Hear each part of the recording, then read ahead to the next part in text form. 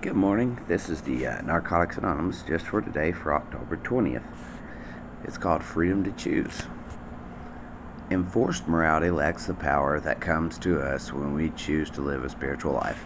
Basic text, page 45. In our act of addiction, many of us lived our lives by default. We were unwilling and unable to make choices about how we wanted to act, what we preferred to do, or even where we would live. We allowed the drugs, or other people to make our most basic decisions for us. Freedom from active addiction means, among other things, the freedom to make those choices for ourselves. Freedom of choice is a wonderful gift, but it's also a great responsibility. Choice allows us to find out who we are and what we believe in. However, in exercising it, we're called on to weigh our own choices and accept the consequences. This leads some of us to seek out someone who will make our choices for us. Our sponsor, our home group, our NA friends. Just as our disease made our choices for us when we were using, that's not recovery. Seeking others' experience is one thing. Abdicating personal responsibility is something else. If we don't use the gift of freedom along with it, we'll lose that gift and our lives will be diminished. We're responsible for our own recovery and our own choices. Difficult as it may seem, we must make those choices for ourselves and become willing to accept the consequences. Just for today, I'm grateful for the freedom to live as I choose. Today, I will accept responsibility for my recovery, make my own choices, and accept the consequences. Excuse me. Yeah.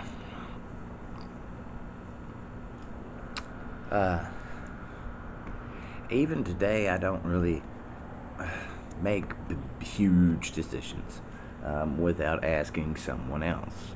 Like with my car, guess what I do?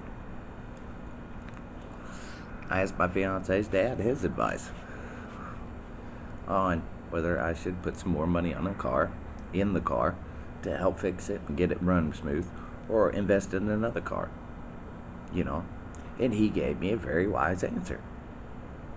He said, if you spend under $3,000 and you put under $3,000 in that car, you're all right. You've made your money. It's a wise investment. So I asked somebody who knew better than me, who was wise with his money. And that's where it comes from.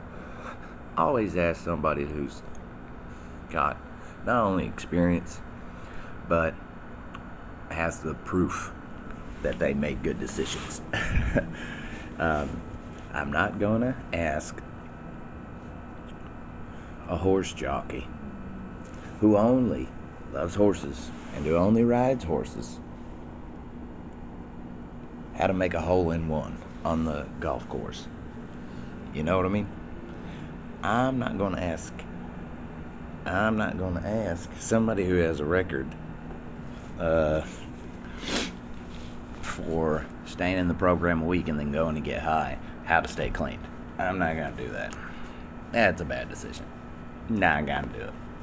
Because if I do that, I'm going to do probably exactly what that person does.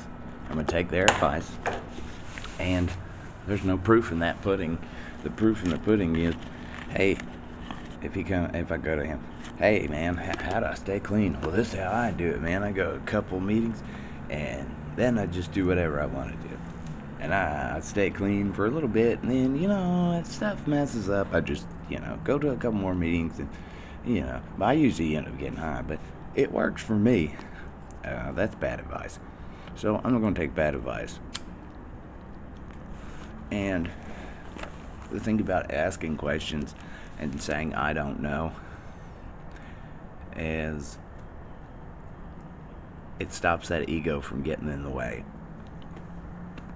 It stops me from acting like I know everything, because I will do that. I will definitely do that. Ask my fiance. I will do that. So if you don't know, Ask somebody who's got proof that what they do, how they handle the situation works. Who got experience. I'm not gonna ask somebody who lives on the street and is homeless, who doesn't have a penny to their name, how to get rich in a wise business manner. I'm not gonna do that. Bad decision. I'm not gonna ask a guy with a broken down car in the front yard who rides a bike to work how to fix a car.